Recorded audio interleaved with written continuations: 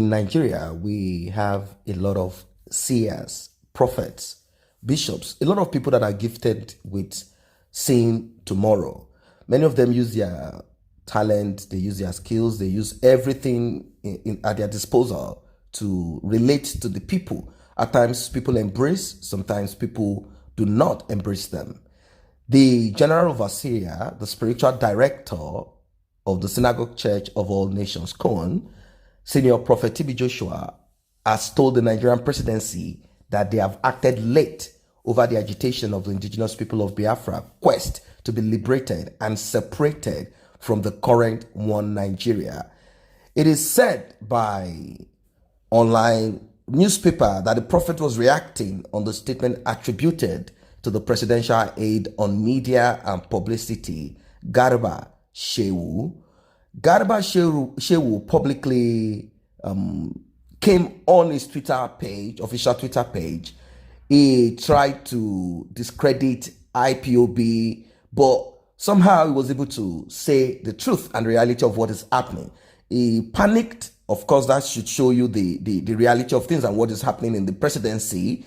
He panicked and he talked about the persistent move of the indigenous people of Biafra and its leadership in the international community.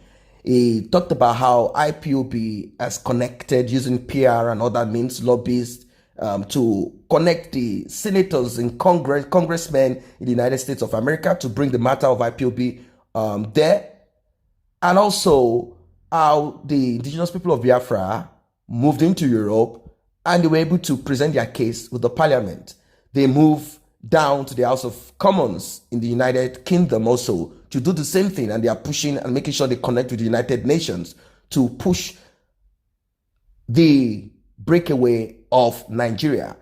And Garba Shehu, in trying to discredit IPOB, he said IPOB is using propaganda of Muslims, Fulanization, Muslims trying to kill, oppress, or oppressing the Middle Belt Christians and the Southern Christians. And he said, with this, IPOB concluded, saying that Nigeria should break apart. Biafra wants to stand by themselves because they are predominantly Jewish Christians, Judo-Christians, and that they want a country of theirs, because it is not possible for them to allow themselves to be killed without them fighting back, because it's going to result into war. And they want international body to come in. And Garba Shehu, definitely a Muslim, without care for who these foot soldiers from the north are killing, wants Nigeria to remain the way it is. But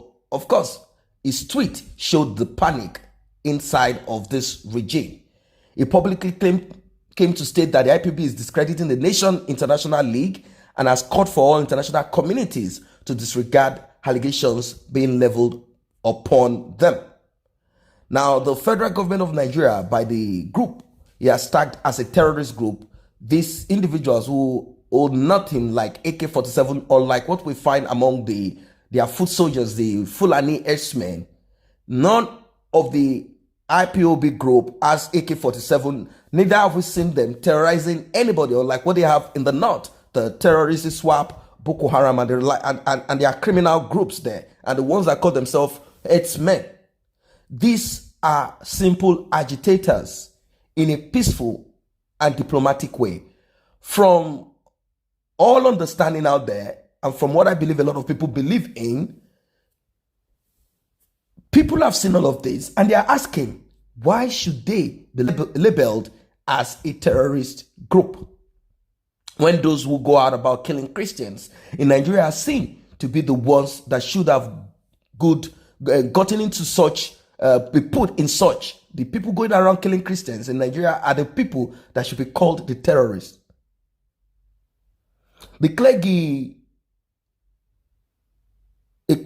stated that the government did not act swiftly to the information and allegations by the well-informed IPOB leaders, NNAMDI KANU, whom he referred to as God sent to his people, and Moses of our time, whom God in heaven has given the mandate to liberate his people to the promised land called Biafra. And all the clergymen speaking, nothing gets into the ear of this regime.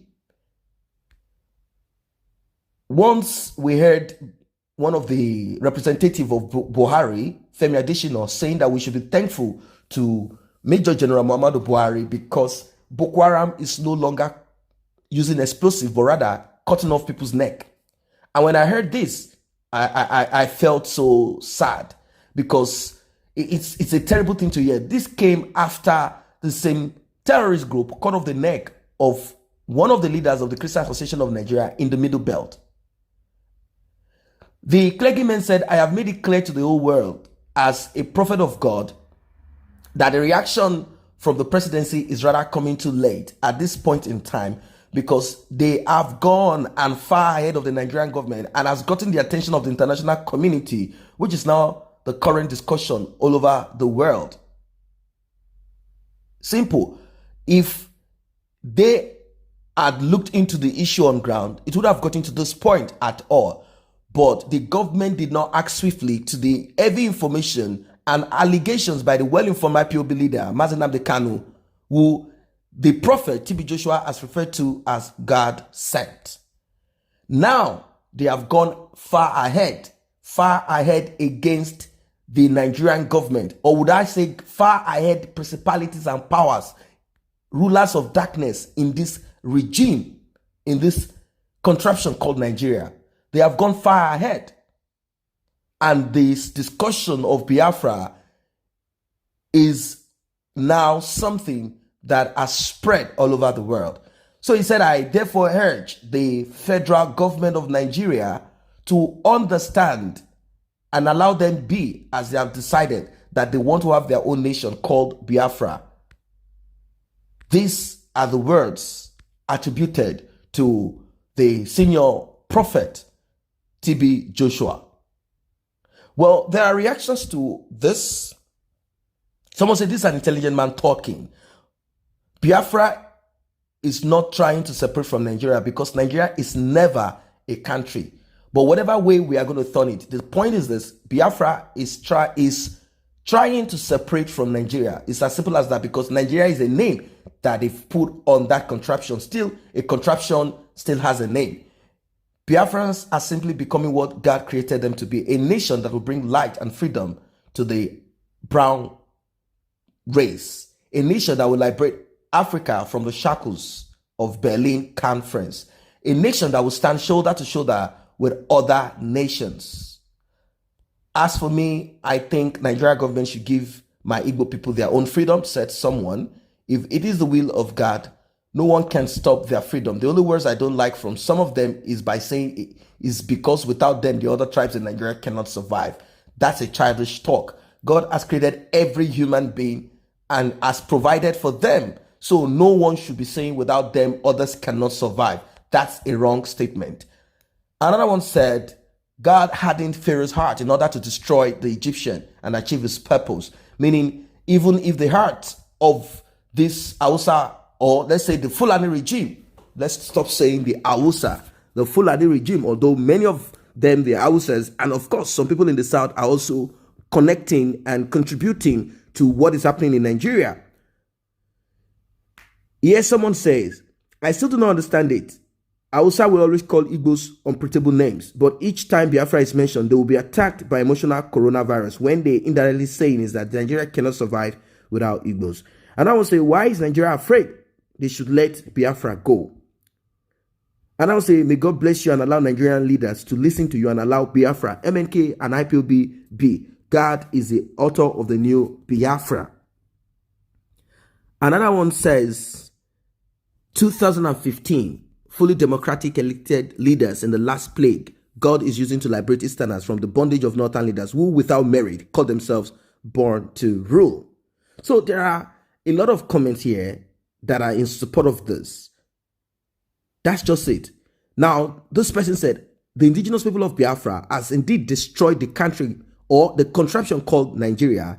It is not a gainsaying. The statement of Garba Shehu has shown those who call Nnamdi Kanu names that the young man isn't a charlatan as many prejudiced, eating-minded, and tribalistic clothed individuals assumed. The man, MNK, is ahead of the Nigerian government. Those who criticize him and feel is doing nothing can please go and bring reprieve against all the injuries he brought to Nigeria state in the mind of all the international community. If they are wiser than him, the injuries are irredeemable. That was the reason for Garuba Shewu's crime. I'm going to end with this. What is your opinion as regards what they attributed to Prophet TB Joshua as regards IPOB, Biafra, and NNAMDI KANU?